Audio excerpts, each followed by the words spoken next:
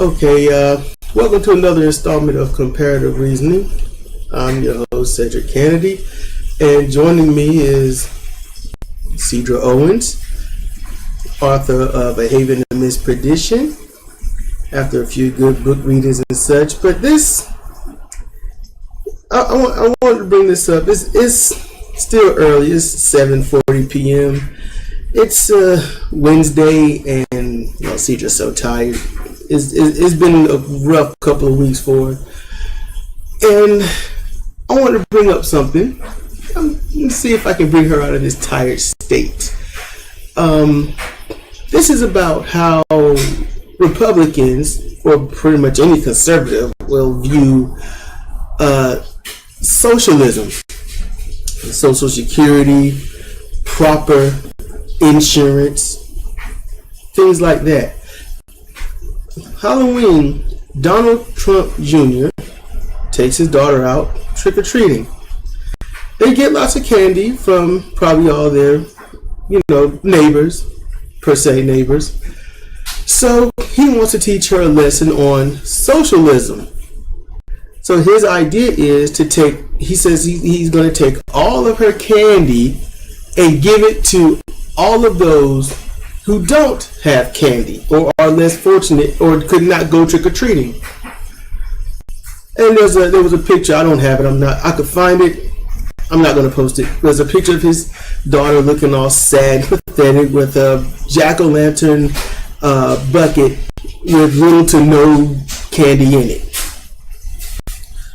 And Twitter, there was a lot of blowback. As Farrah Cousin said, he got roasted, and he did. Here's something that no one's covered, and if they have, it's loose. But despite that being a despicable thing to do, it heavily exploits how erroneous Republicans and conservatives are in their belief, not knowledge, their belief of what socialism is, what Social Security is. They don't understand and don't necessarily see the irony in it, in what Donald Trump Jr. has done. I mean, he was gifted his money. I mean, his dad was gifted the money. They didn't earn it. They don't know where it means to go out, break your back to gain nothing, but just enough to not stay afloat, but to not drown. There's a big difference.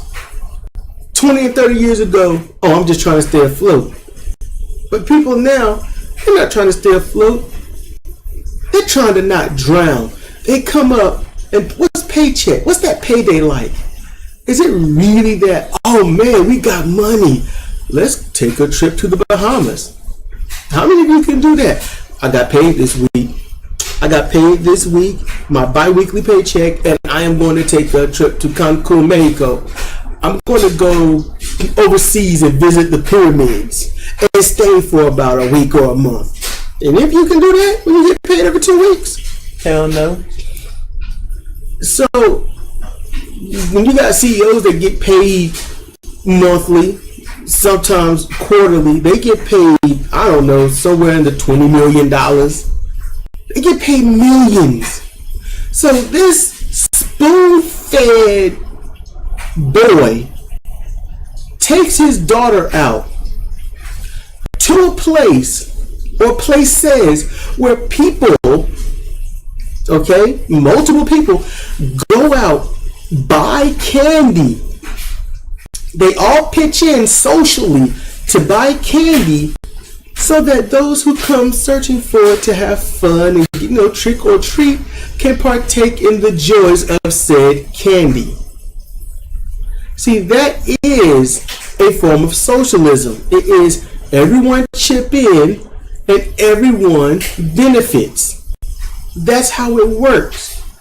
It is not the belief system that the Republicans and the conservatives on either side have of you put in your money and everyone partakes in it and you get nothing back. No.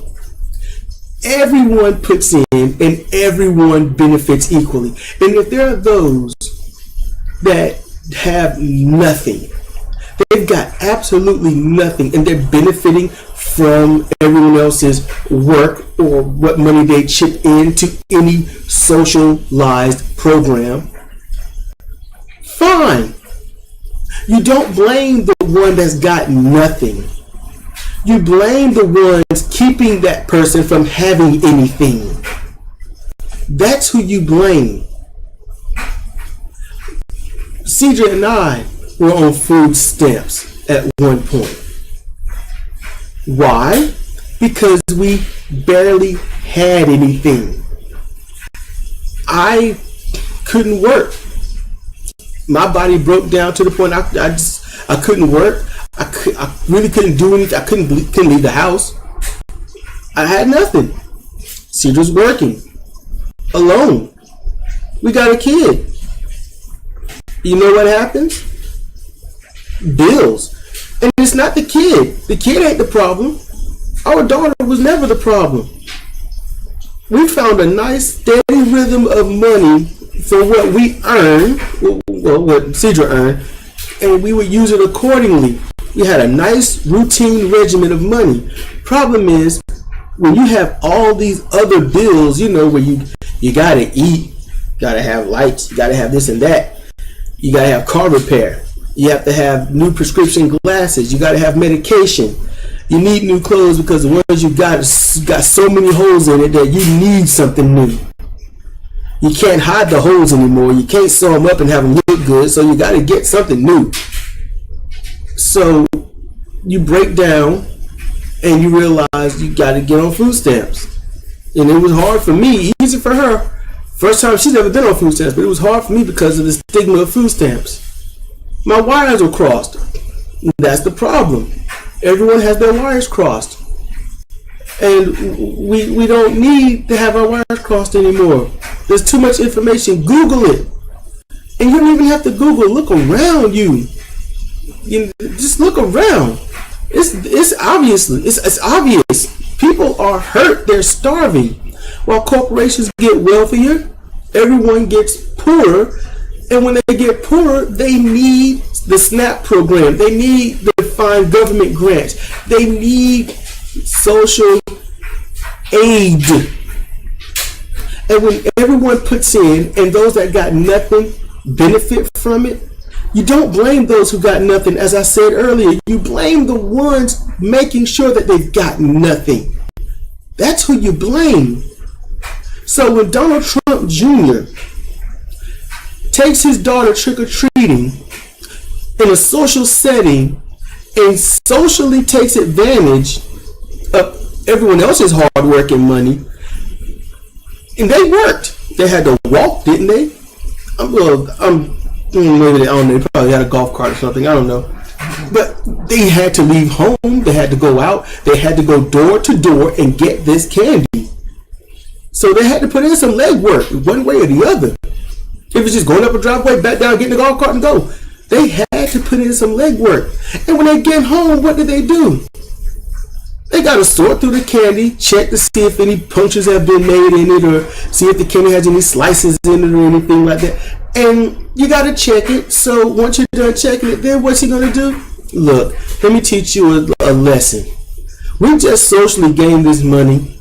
We just socially gained this candy, and everyone is happy. You got candy and you're happy, right? Okay, let me teach you a lesson on socialism. I'm going to take all your candy and give it to everybody that either didn't go trick-or-treating or don't have anything at all, any candy at all. I'm going to take everything from you, and that's not how it worked.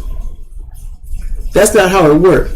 If she's got a 100% full bucket and you want to show her how socialism properly works, what you would do is you would gather her and maybe 300 of her little trick-or-treating friends, and you say, I'm going to take 10% of each of your candy earnings. Now, some might have 25 bags of candy, so that 10% is going to be a whole lot. You might have some that might have only gotten about 20 pieces of candy. Okay, so you're going to take 2 pieces. 2 pieces, they got 18 left. So you take a little bit from everyone, and that adds up to a lot. And then you just distribute it to those that don't have any, and you distribute it as evenly as possible. And everyone benefits. And then you know what they might do? They might say, I have a little bit of candy, but I'm going to take half my candy and give it to those that I know don't have any.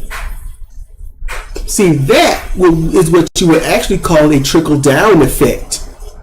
Not the shit that they sell you on. No, this is, you give to who don't have, and if they can spare what they get, they give to who they know don't have. That's socialism. And socialism, that's just the bare bones of it. That's poor. That's bad socialism, actually.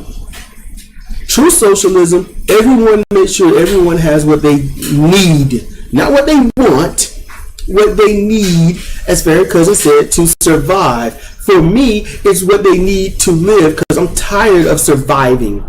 I want to live this one life I have, just like you should all want to live this one life you have. We need to not survive. We need to not strike. We need to not suffer. We need to live and enjoy what we have. And when people have their wires crossed about socialism, that is literally the reverse scale, because now it is not giving a little bit to those who don't have. Now it is taking everything from those who don't have and then saying, why should I give you anything?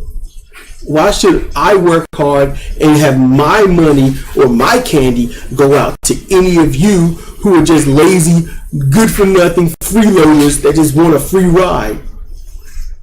And that's when your wires are crossed. That's when you have really messed up, because that's not true.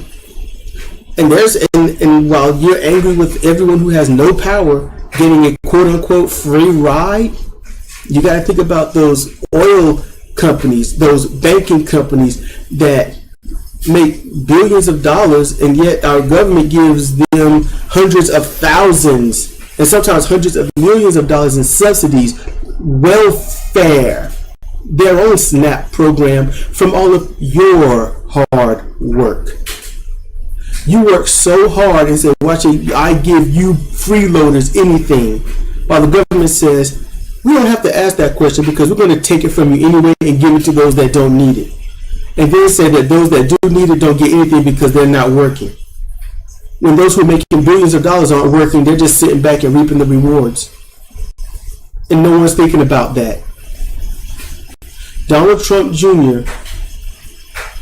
has basically fearmongered and indoctrinated his daughter into a cross-wired bullshit level belief system of something that he himself don't understand, because when you're spoon fed, you don't know how to put hand to spoon and scoop that shit up off your plate yourself. He's got some nanny feeding his dumb ass. And that's when he and people like him need to not have power, not have a say-so, not be a lawmaker of any form or fashion. They need to stay out of politics. They need to stay out of government. They need to stay out of any system like that.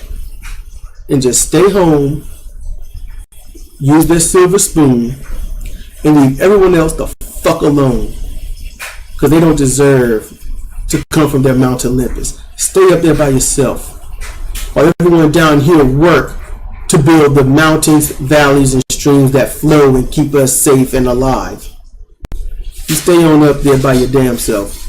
I'd rather be down here socializing. Do you have anything to say, Sidra? No, you covered it. There's nothing I can say. You're just tired, huh? I'm tired, but you covered it. Alright, this is Sedrik Cannady and Sidra Owens for Comparative Reasoning. Thank you for listening.